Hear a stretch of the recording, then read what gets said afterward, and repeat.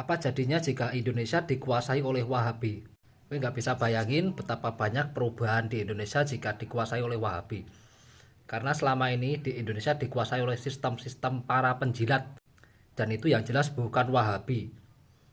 Karena Wahabi tidak pernah menjilat ke gereja, mengemis-ngemis ke gereja dengan atas dasar toleransi, dan tidak apalagi sampai ngemis-ngemis ke Yahudi, ke Israel. Untuk kolaborasi itu tidak akan mungkin dilakukan oleh Wahabi. Karena Wahabi-Wahabi seperti yang dituduhkan seperti Ustadz Khalid Basalamah, dia punya usaha restoran Ajwa Resto, punya usaha, jadi dia tidak makan uang dari hasil ngemis donasi kepada orang kafir Kristen. Tidak pernah cari uang dengan cara menjaga gereja.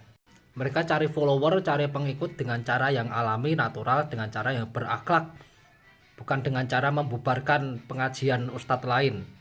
Dan itulah salah satu faktor yang mempengaruhi Indonesia itu tidak pernah maju, karena di negeri Indonesia ini banyak penjilat, dan penjilat itu menghasilkan koruptor.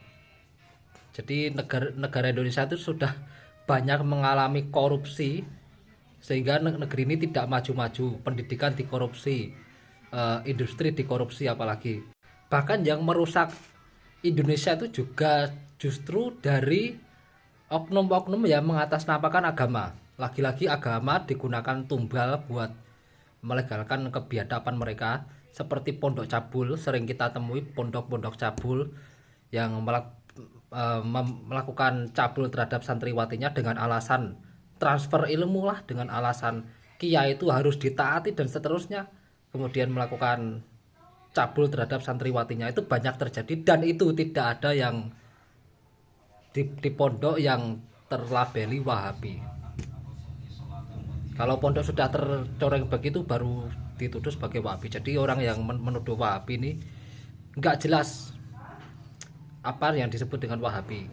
Dan selain kasus pencabulan di pondok, itu banyak sekali pembodohan publik, seperti narasi Habib-Habiban, Habib dianggap sebagai keturunan Nabi padahal tidak berani tes DNA, alias Habib palsu, keturunan palsu.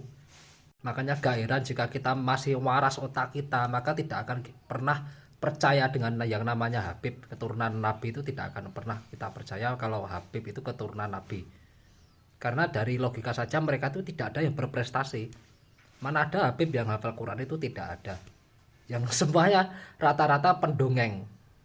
Rata-rata kenapa para Habib itu di Indonesia hanya bisa mendongeng saja, menyebarkan cerita khurafat, dan itu yang membuat sudah Indonesia itu IQ-nya minim, sudah tercemari dengan penyakit khurafat ini. Jadi sudah minim tambah jongkok lagi IQ-nya.